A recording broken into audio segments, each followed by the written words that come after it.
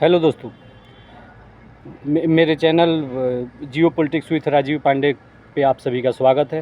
Programme का नाम है माय पॉइंट ऑफ व्यू। तो हम लोग कल बात कर रहे थे कारगिल दिवस पे, कारगिल विजय दिवस पे जो एपिसोड बना रहे हैं उसके दूसरे कड़ी में आज हम लोग हैं। तो कल तक हम लोग बात किए थे कि कैसे पाकिस्तानी सेना ने आके कारगिल में लेह लद्दाख के कारगिल के पहाड़ियों पे अपना कब्जा कर लिया था, जब भारतीय सैनिक के ठंड के वजह से नीचे आ गए थे। वो हर साल होता था, आप लोगों को बताया हूँ। पाकिस्तान के भी सैनिक पहाड़ी से नीचे आ जाते थे, इंडियन सैनिक भी पहाड़ी से नीचे आ जाते थे। तो उसका फ़ायदा उठा के पाकिस्तान के सैन्य शासक जो आर्मी चीफ थे परवेज़ मुशर्रफ साहब ने किस तरह प्लानिंग किया था कश्मीर को हमसे ले लेने के लिए, या इंडिया को फिर मतलब पनिश करने की, या इंडिया से कुछ शर्त मनवाने के लिए। तो उस समय मैं पहले भी बताया था, इंडिया में पॉलिटिकल जो था इनस्टेबल था। ये बीजेपी की सरकार जो थी अटल बिहारी वाजपेयी के नेतृत्व में एक वोट से क्या नाम है कि लोकसभा चुनाव में विश्वास मत प्रस्ताव हार गई थी।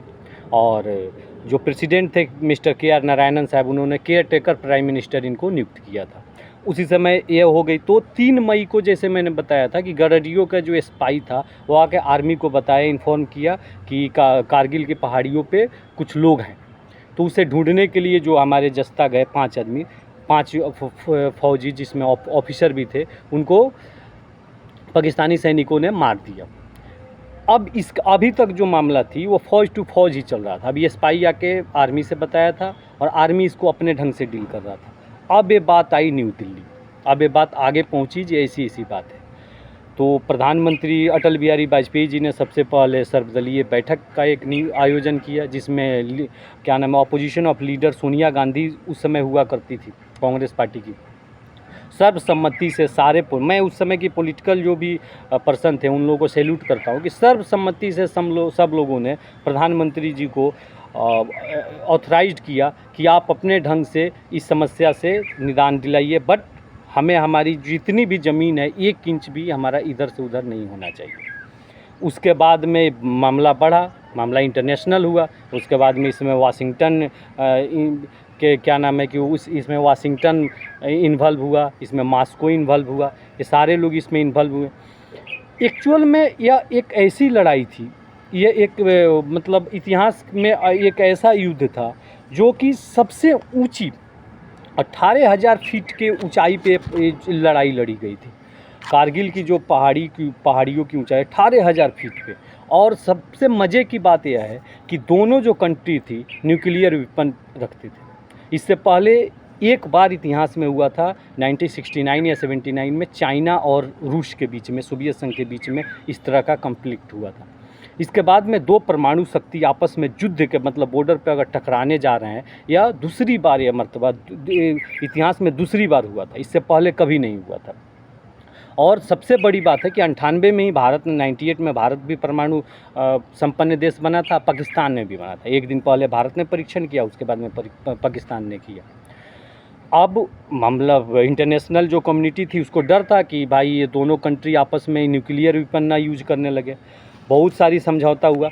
सबसे बड़ी समस्या ये थी कि पाकिस्तान ये मानने को तैयार ही नहीं था कि ये उसके सोल्जर है या उसने यह प्रायोजित किया है, जबकि भारत बार बार ये बता रहा था कि यह कश्मीर के कोई बंदे इसमें नहीं है, पाकिस्तान के आर्मी है, पाकिस्तान के द्वारा प्रायोजित आतंकवादी हैं, लश्कर तोयबा ये सब की। इस युद्ध से भारत को बेनिफिट क्या हुआ मेरी नज़र में?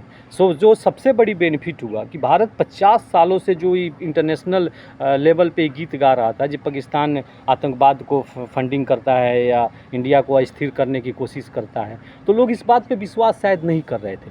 लेकिन इस घटना के बाद में पूरी दुनिया को सोचना पड़ा कि भारत जो कह रहा है शायद इसमें सच्चाई है, क्योंकि पाकिस्तान का जो चरित्र था सब किसी के सामने आ गया था। तो इस तरह इंगेज, पहले तो समझौता होने की वाशिंगटन न्यू DC वाशिंगटन इसमें काफ़ी इन्वॉल्व हुआ, और वहाँ के प्रेसिडेंट बिल क्लिंटन साहब बहुत झाड़ लगाए। नवाज़ शरीफ पाकिस्तान के जो प्राइम मिनिस्टर थे, उन्होंने सीधे मना कर दिया, हमको कुछ पता ही नहीं था। उसके बाद में पूरी इंटरनेशनल कम्युनिटी जो है इंडिया को ऑथराइज किया कि आपको अपना हक है कि आपकी ज़मीन पे जो भी अवैध कब्जा किया है उसको आप हटाइए, उसको छोड़ाइए, इसके लिए आप स्वतंत्र हैं, आप कोई भी स्टेप उठा सकते हैं। उसके बाद में कहानी शुरू हुआ, और 9 जुलाई इट्स में भी 9 जुलाई से इंडियन आर्मी, इससे पहले भी चल रहा था, कम्प्लीट चल रहा था, लेकिन 9 जुलाई से इंडियन आर्मी पूरी अपनी ताकत के साथ में, इंडियन आर्मी और इंडियन एयरफोर्स एक साथ दोनों इस युद्ध में शामिल हुए और 17 दिनों के युद्ध में पाकिस्तान पूरी तरह से हार गया इस युद्ध को।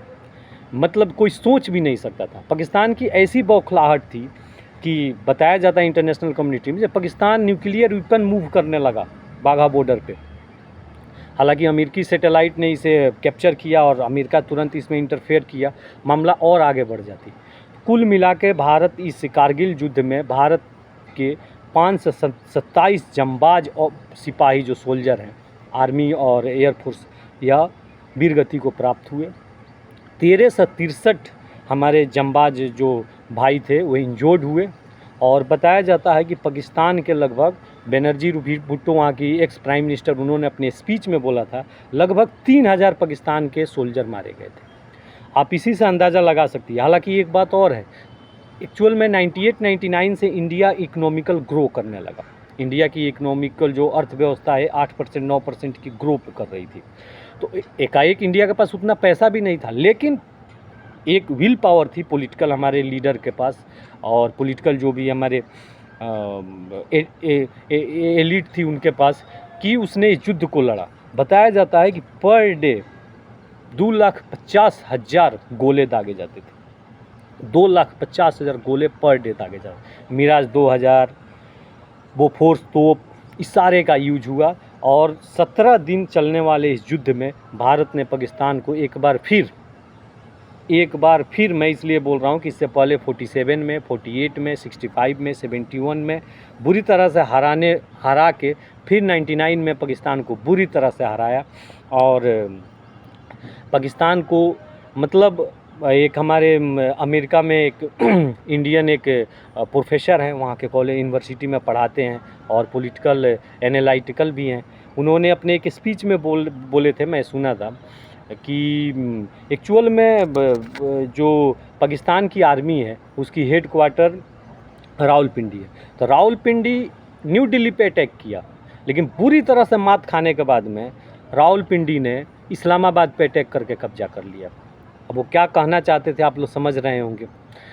बुरी तरह से हारने के बाद में नवाज़ शरीफ साहब परवेज़ मुशर्रफ के सिर पे फोड़ने लगे, परवेज़ मुशर्रफ नवाज़ शरीफ पे, जहाँ जी इन्होंने हमें उस तरह का ऑथराइज नहीं किया कि हम इंडिया से युद्ध कर सके।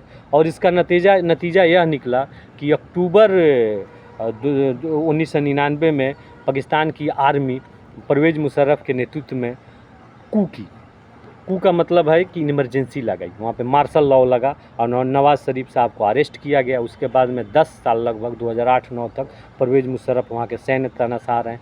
तो इस तरह 17 दिनों के युद्ध के बाद में 26 जुलाई 1999 को भारतीय सेना ने कारगिल पे पूर्ण विजय, टाइगर हिल पे भारतीय तिरंगा लहरा के पाकिस्तान को नेस्तनाबूद इस युद्ध में कर दिया। और इस तरह भारत ने एक बार फिर पाकिस्तान को हराते हुए जो अपनी अभी तक आ रही थी प्रॉपर्टी उसको मेंटेन किया।